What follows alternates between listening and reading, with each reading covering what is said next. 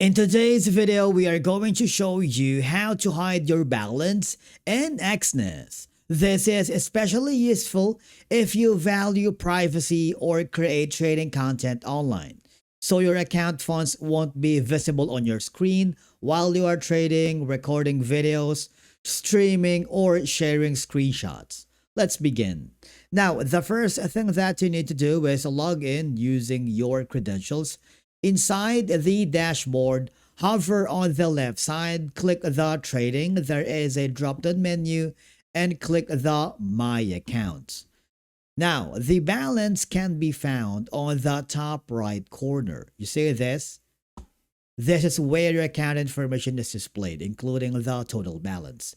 If you click on it, there should be a small window that will appear, and for you to hide your balance, all you have to do is slide this toggle on, and as you can see, the balance has been blurred out. Okay? As soon as you do that, your balance and sensitive financial information will become hidden or blurred depending on the version of the platform you are using.